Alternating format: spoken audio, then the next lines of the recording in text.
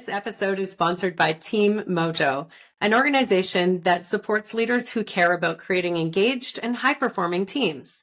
We provide skills training and coaching in communicating expectations with team members and clients, giving meaningful feedback, delegating, and tracking performance. In short, we facilitate team alignment that creates higher commitment to the organization's purpose. Go to teammojo.ca for more information. Welcome to Suits and Sneakers, a series featuring sage advice and candid conversations with seasoned leaders from diverse backgrounds and styles. I'm your host, Carrie Tuttle. With my guests, we deep dive into areas of team engagement, motivation, and effective performance management. Get ready to be inspired and transform your approach to leadership. Please like, subscribe, or follow to be notified when future episodes are released. Let's get started. We are doing something different today on Suits and Sneakers. We are at CAC's Bar and Podcast, and I have the pleasure. Oh, we have to say cheers first. So cheers. Cheers. And I'll just put that down. So I have the pleasure of talking with Phil Roberts today, the CEO of Valo Networks. Now, Phil brings a breadth of knowledge. I love this. He's really passionate about technological disruption, a longtime leader in senior level positions in the energy, telecommunications, and software industries. Phil brings extensive experience in business technology and governance matters as well. He has contributed to several regional and international initiatives in North America and Europe, and sits on the board of several profit and non-profit organizations. He's also an enthusiastic and active volunteer, and we're going to get into that a little bit later. And Phil holds a Bachelor of Commerce degree from the University of Calgary, which is where we met. Yeah, so, all that time ago, yeah. It goes way back. Way back, so, 5 years at least. At least 10. At least. Yeah, maybe let's 10. Go with 10. Let's go with 10. Yeah, and also then went on to do an MBA at Royal Roads University, right? In digital technologies management. So Phil, welcome to Suits and Sneakers. I'm really excited for our conversation today. Thanks, Carrie. It's great to be here. Yeah. Thank you. So Valo Networks, tell me a little bit of background. I know it's an interesting startup story. Yeah, we started Valo in 2019. In fact, it started at the Calgary Library. So we used the free boardroom, free printing, and resources that they had. As you do. As you do, right? Start cheap, bootstrap. And then we grew it through some contracts that we won. We did some RFPs with communities, and we won those. And Valo Networks builds and operates data networks, so mostly in underserved communities. And then through our journey over the last 5 years, we've focused that into selling network operations as a service. So now we operate networks in the US, across Canada, and across multiple states. So. Amazing. As you think about how you started to scale that, how did you initially start that scaling process? Initially, kind of fumbled our way forward. You know, you talk to the people you know that are in the industry. They come along for the journey. They help you out. They say, yeah, I'm part of that. I understand it. I want to be a part of it. Mm-hmm. And then you start maturing. You get your first client. And you know, when you get the tiger by the tail, you have to start adapting. So then you get your investors, and your investors really bring that maturity. And they're the ones that now start implementing a lot of that structure and help you and guide you towards that growth. And then you start bringing on the professionals that you need that have done this before, and you start looking externally from your network, and you bring those people in to help you grow. So that's been how we've been doing it with Valo, and we've got, across the two divisions, about 60 employees right now, and we've had some pretty good growth over the last 5 years. Wow, congratulations. That's an amazing story. It's been quite the journey. Yeah, and some of our listeners are in a similar position to you where they're in a startup. Others are within a corporation and maybe starting or forming a new team. So a similar but different point of view. When you think about how when you were thinking about starting to scale, how did you decide what was the first position you were going to hire for? Oof, that's when we started. Okay, so when we got to the scale portion, we really needed operational excellence to deliver. So I would say that might have been the first deliberate, we need this capability in-house, and it's it's not going to come from somebody who's currently on the team. We're going to need to go get someone who's done it before. So that right hand operational mind is that next step for scale. Mm-hmm. Earlier than that, you really need somebody who can share the crazy vision, go with, the ideas and whiteboard and just go along for the ride and contribute great ideas and push it forward without a clear path. Mm-hmm. But then when you get to that scale side, you need somebody who goes, okay, we're going to actually pave this road. We're going to put it on the map. We're going to drive this way. It's going to have this kind of meandering, and we're going to go and do it this way. And you need that structure and you need that vision to execute on what the founders typically come up with, these big ideas. Mm-hmm. So that would be the first, I would say, key hire when you get to that growth stage. Yeah. Execution is all about execution. Yeah. It's all about cash and execution. Yeah, in definitely. that order. Yeah. Both. Okay. Well, and as you think back, even before you joined or formed Valo Mm-hmm. Networks, I know you have a little bit of experience with some underperforming teams. Can you tell me about an underperforming team that you were able to sort of shift and turn around? Yeah, it was. It's actually a really interesting one for the fact that the team was underperforming because the market was underperforming. So it wasn't so much about the people not doing a good job or not being able to do the good job, but the circumstances that they were in, which I think a lot of startups find themselves, right? Like you might have perfect investors, the perfect market, the perfect product, the perfect employees, and then there's something that happens in the economy that just completely swipes that away. So that might be a more relevant example to use. It was a few companies ago, and we went in, or I joined the company, and we started growing like crazy. We had a really good projection, and it was around 2015, and the price of oil just crashed, and the oil and gas industry went bottoms up, and we lost 3/4 of our revenues literally overnight. It was October to December. All of those contracts we had booked for the following years were gone, terminated or canceled. Nobody was buying anything. So we had to rapidly readjust. Our board did a board shuffle. So even at an investor level, they changed what they were doing. And then at the executive level, they changed what they were doing as well. And they did that restructure. And I was fortunate enough that they put me in charge. I think it was a bit of a Hail Mary of like, let's just see where it goes. But I got to go through that process. And it was quite a challenge, because even though we did have a good team and we had a good product, the market wasn't buying it. So we had to turn that around. Okay. How did you approach that? So we put in a simple 3-step process. Fix the internal. So that was the people and operations. Rebuild that confidence with the few customers that we had and investors and bank. At the time, we had a significant bank loan.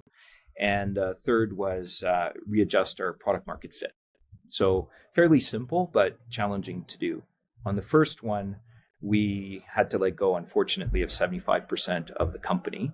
So we brought it down to 8 employees that formed the core of the company. And as far as I know today, they're still there. So it's kind of a neat core that they built.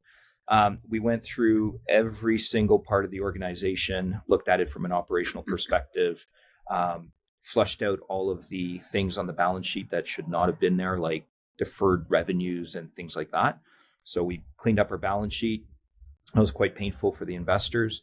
On the second point, we met regularly with the banks and the investors, kept them up to speed on our plans, and also helped them, understand the business a little bit better in our path, and offer them the opportunity to ask questions and contribute, because they brought skill set in that industry as well. That was actually quite valuable for us. Mm-hmm. So they were part of the journey as well, making sure that they were there with us. And then on the third one, which was a really big learning for me at the time, I was not expecting it, but I figured we'd take the product that we had developed. It was a software, and we would just, make some tweaks, new features and things like that. But that's where I learned that the concept that it's not enough to have something to sell. You need something that someone can buy. And customers were not able to buy what we were selling. So the product... So I need the distinction on that, because I think some people might miss it. So the product that we had to sell, customers couldn't buy it. their industry, their market, their customers was going down the tank. They didn't have capital that they can spend. They couldn't commit to a software platform for a year, let alone 3 to 5 years. So we had to pivot, and we said, well, we got to take what we do and sell it in a way that they can buy it. And so we took the technology that we had and we sold it as a service. Oh, cool. So we used our own technology and sold to them the outputs on their projects. So things were still progressing at a very slow pace, but you had companies that were out there that, infrastructure still needs to be built. Maintenance still needs to happen. So we capitalized on those small projects, and we took our technology to give them services. And we created new services off of that, like data auditing services and traceability services and things like that.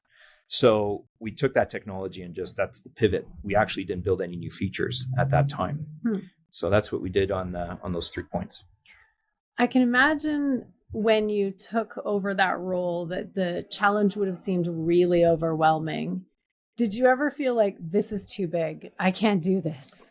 Oh God, yeah. It was hard. Like the not just the work. I don't mean the work. What was hard is the realization that this is too big. And sometimes we all have an ego and we all think like, this is great. And when I joined, I didn't see the size of the issue or the the slope of the downward slope that was happening in the market. Like, we didn't know where the bottom was. So you didn't know how far you could go or how deep we would have to cut and how hard it would be to adjust. So the realization that you always know people are depending on you and you have to make decisions and you employ a group of people. But when that all comes to bear and you're like, holy crap, you really have to make these decisions, that is overwhelming just as an individual, the impact that you have on others. So yeah, I've had a few of those moments where, I'll be honest, in the washroom stall, you're going, I have no idea how I'm going to do this, but you got to get out and face the team and make sure that, you put on a face that they can believe there's going to be a path through this and we're going to make it. Yeah. And the company did. The company's still going and doing actually quite well. Yeah. And I think the idea of sharing the vision and really helping people see the big picture and the sort of end goal. Yeah. It can be really challenging, especially in a time of adversity like that, where you have such headwinds and so many roadblocks ahead of you. Some people can only really see the roadblocks. Oh, because it's what you experience. Yeah. So you only experience that, the headwinds, because you're seeing that day in, day out. You can't quite see beyond it, or for whatever reason, you don't have visibility into it. So, and the challenge as a leader becomes not only telling that story of this is how we're going to make it through it, but actually demonstrating the actions that are getting through it. Right. So that combined piece is what I think makes it really difficult, because we could all say, hey, this is great. I got a great idea. And we could talk about it. We can go sit at the bar and I'll tell you this beautiful vision. But until you actually put it in action and the people see you put it in an action, it's still just an idea. Yeah. So that's the hard part. Yeah. And also for leaders out there who are facing challenging situations where they maybe need to cut a team. I mean, I remember having to do that myself. Yeah. How did you decide how much work you had and how many resources were needed for that work so that you could balance it and not cut too deep? It's a careful balance. And in hindsight, looks like we knew what we were doing, but we really didn't know. We didn't know where the bottom was. We didn't know if what we cut was too deep. Or deep enough. And so you err always on the side of not too deep until you look at your financials and you go, the reality is I have to cut to this level. So you try to balance those two things out, but we focused on the people on that decision. So we looked at who is it that we want to form the core. And it was a ragtag group of people, all different personalities, all different backgrounds, and all different skill sets. But we tried to cover off the scope of what we need customer facing all the way to back end, so that we can cover the things that we need to cover. There's no redundancy. There is no backup. This was the team, but that ended up solidifying the team and galvanizing their culture, because they were relying on each other for each element.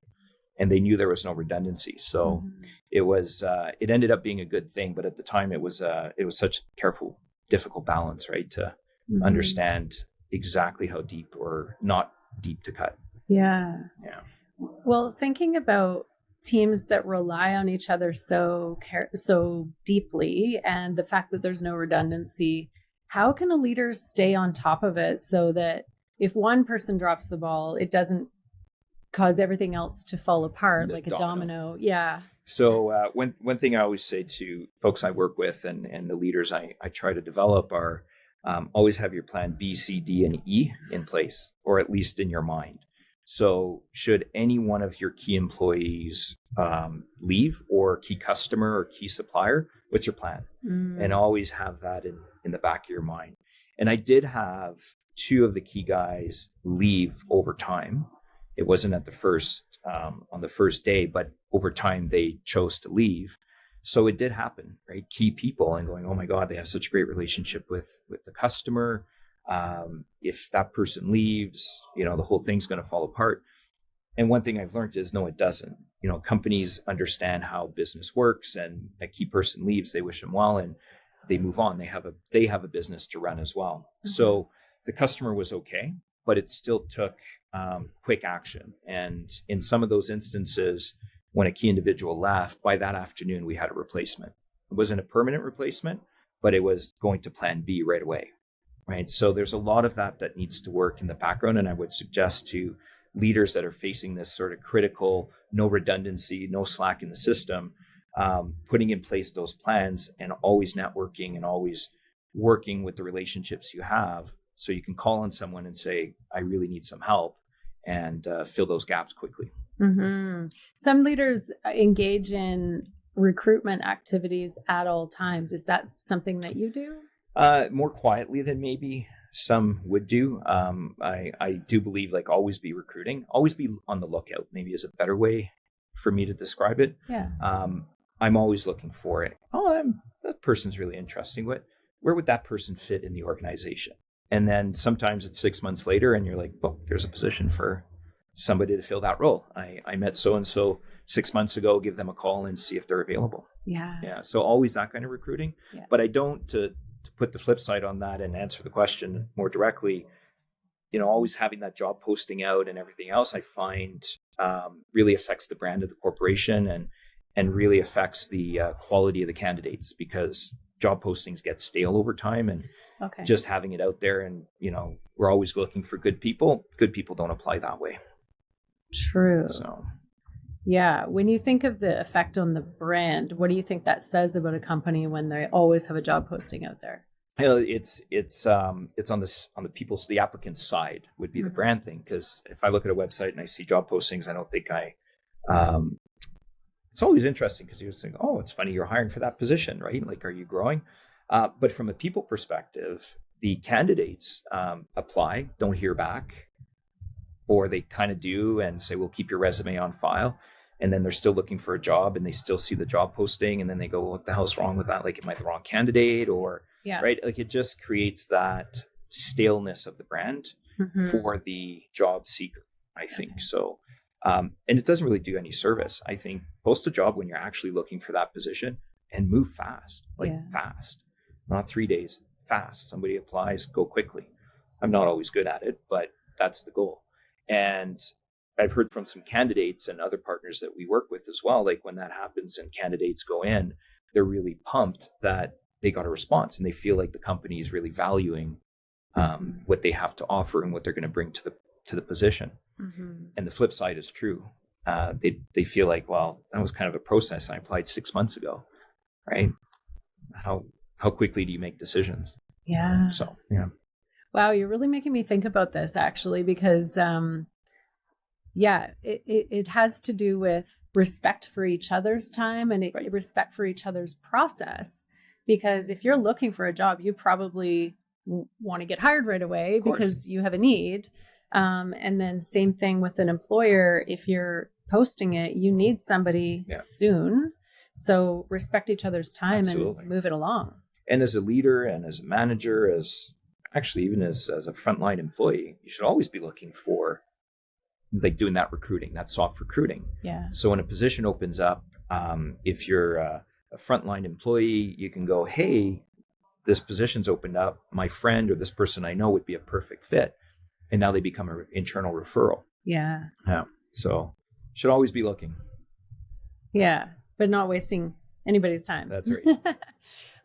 You have varied experience. What are some of the kind of crazy stories that you have from leading teams? The unexpected is always my my surprise, I guess, right? You try to anticipate everything and you just can't.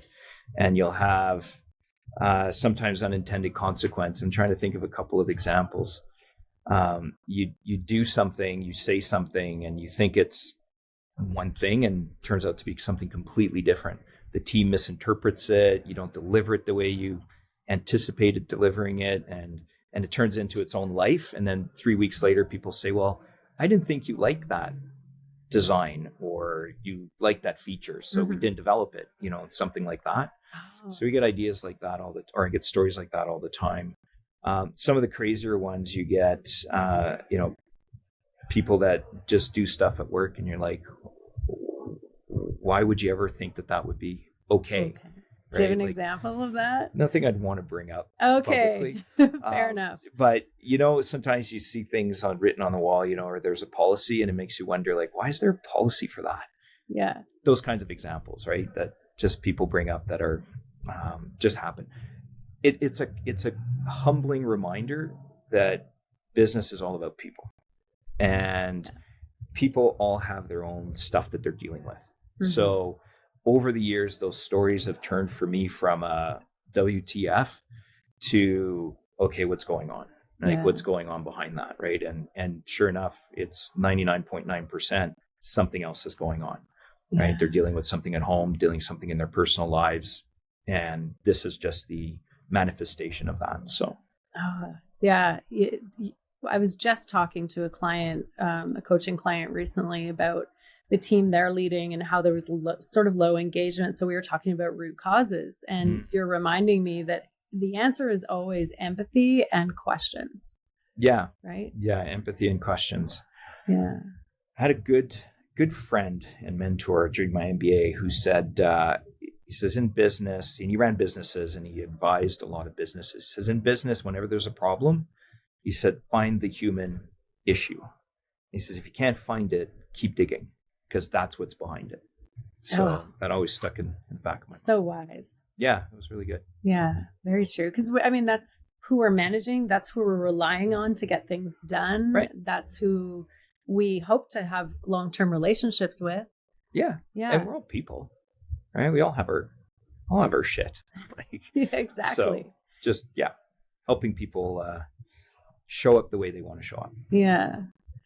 What's something that in one of the teams you've worked with that you've been super proud of? Maybe an achievement, maybe something that. Well, I'll use that team. Actually, I'll finish that story to where it is today, and that got to a point. There's a couple of people that we picked to stay that were sort of the diamonds in the roughs, and they were sort of in the back corner of the company, junior, doing their thing. But you see these elements of brilliance and you go, well, that's really good. And it's really good, not just in quality, but in the way of thinking, right? Like their thought process and their approach was just like, there's something there. And to see some of those people then just really take the ball and run with it and move up. And I got to the end of that journey for me, and that's a whole different story and podcast is, so that ended for me where I just left, quit my job and moved to Europe for a month to start another company. And that individual and the few others were the ones that took over the company. So it was really cool to see that, like just as a personal for me, that felt really good. And I'm still proud of that because as of right now, they're still running it and the company's doing actually quite well. And it's good. And from the moment I left, I take no credit. I have no credit for that. But it's neat to see that the people that were there and you worked with ended up doing that. So, giving them the opportunity at the time to stay and challenge them to in this really difficult time. And to see what they did with it is really cool. That's really cool. Yeah. Well, and you laid the groundwork for what they could then do, the potential that they could realize for that company. Yeah. And it's neat. Like all those hard decisions actually paying off with the people that ended up having to take it forward. It is really rewarding. I'd say that's one of my top satisfying succcess. Yeah. That's an amazing thing to be proud of and to know that you had that legacy. Yeah. Kind of neat. Very cool. How would you say that people would describe your leadership style? It's a very hard question to answer. You got to ask other people. It's funny. I would have answered that 2 weeks ago as transparent and genuine. I like to think I show up as genuine self and try to be deliberate in what I say and how I say it, and be transparent. And then and it was about 2-3 weeks ago, we had a town hall, and we're going through just some changes and things like that. And a few people afterwards came back and said, and one of our values is transparency. And they said, you weren't very transparent. I'm like, but I just shared everything. Everything I thought was, transparent, but there was other things going on. So it's a good reminder, whatever I think my leadership style is, it's how it lands for others and how others perceive you that really matters. And you don't always get it right. So I've been trying to be more transparent in a different way and try to bring that up because that is important to me. But we'll see. The good news is even when we do mess it up, it's really in how you recover and it's how you represent it over time, right? Yeah, and I think it exactly, right? And if it's not trying to gaslight your employees of that's not what I meant, that's not what I said. Yeah. But if you really go and look at it, reflect on it, learn from it, then everybody moves forward. But what I really take comfort in is people actually told me that. People actually said no, Phil, you were not transparent. Yeah. So they call bullshit on it. That's good. That's amazing. It's great. That's a huge compliment actually to your leadership style. The fact that you have a transparent culture because they can be transparent with you. That. And maybe it's just, those 2 or 3 people that said that and the other company or the rest of the company are fearful. So I got to be mindful of that too. Right. But it's, exactly though. It's the nice thing of, okay, I'm glad you told me that. Yeah. What's the favorite part of your role? For me, it's dreaming up an idea and seeing it come true. It's really neat to see. And that goes on the big ideas all the way down to the small day-to-day ideas where you're like, oh, I got an idea of doing this. The way you set up a presentation and deliver it for a customer and it really lands well with them. So those little micro decisions that you make, those are satisfying because you had an idea and you see it through all the way to the big vision of, this is what I want the company to look like and then working your way to execute on that. That's what I love is that dream it and make it happen. That's very cool.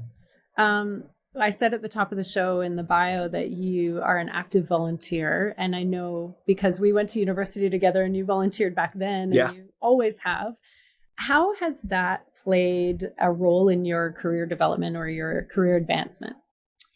Instrumental, certainly in the early years. And interestingly enough, I've reduced the amount of volunteering that I've done in the last few years, focusing all my time and effort on what I'm doing now with Valo. And it's been good. It's been a good break, like you said, like back in the late 90s when we were in university. I was in university. I was volunteering to gain that experience. And at the time, I joined the chamber and I stayed involved with them for 20 years. And it gave access to expertise and resources that otherwise I wouldn't have to, right? When you're able to talk to people that have gone through that journey, that's how it's been invaluable to me, is just to learn from what other people have done. And, when you're developing those plan B, C, and Ds, some of those plans involve those people as well. Okay. So you can go, hey, I've met a banker, an accountant, and if you have a question, you can reach out. So networking would be something invaluable. That's huge. Layering onto that, what are some early decisions that you made in your career that kind of put you on the path to where you are today? I'd say, yeah, probably related to volunteering. Yeah, seeing what other people were doing, being part of the organizations. And volunteering does an interesting thing too. It puts you in a position that you have no right to be in. If you're volunteering, I volunteered for the Red Cross, and there was the fires up north, and went up, and I have no business being here. Like, I'm not a first responder. I barely know CPR, and you feel like an imposter. But then you take a step back and do the role you're actually asked to do, which was very administrative, thank God. And you go through it and you learn so much from the people that are doing those really emergency kind of, functions and saving people's lives. And you're going, yeah, this is amazing. Like, I have no business being here, but I get to see it and learn from it and be a part of it. And so that I would say is something that's quite impactful from volunteering, let alone, of course, the impact of helping people for what you're volunteering for. Mm-hmm. Yeah. Huge opportunity to learn just from observation too, right? To be there. Yeah. Just to be in the room and watch all these people do what they do. It's amazing. Yeah. Take virtual notes. Yes. Phil, how do you recharge? Because your job is demanding. You've had a lot of demanding roles. How do you recharge your batteries? On a day-to-day basis is running. I like running. I do that, clear my mind, just, run to just clear that mind. It's probably the best one for me. Mm-hmm. At a bigger planning scale would be traveling. Love to travel. Mm. And my wife and I travel. We like going to Europe. It's a place we both enjoy. Great food, great history, great culture. Yeah. So we'll do that. Favorite country? Mine is France. Oh, why France? I don't know. I love France for so many reasons. I worked there. I was lucky enough to work there in my previous life. Mm-hmm. When I was with Axia, they were just starting broadband plans. Their federal government was putting a lot of money into their broadband plans. So got to participate early on. Mm-hmm. I loved it. And part of my job was to go around the country in all the different regions and talk about what we did. And I got to learn all of the different areas, like really from an insider perspective. And the French love to show off their regions, and they all love to show off their terroir and their wine regions and their food. So you get to eat and drink marvelous food throughout. So I got a really nice affinity for that, and just love going back to France. It's beautiful. It's gorgeous. Yeah, it's nice when you can meet locals and they're proud of their culture and want to share that with you. And outside the touristy areas, right? Yeah. Like, you get to really see the real life. Like, so I loved it. Fell in love with it. So amazing. Mm-hmm.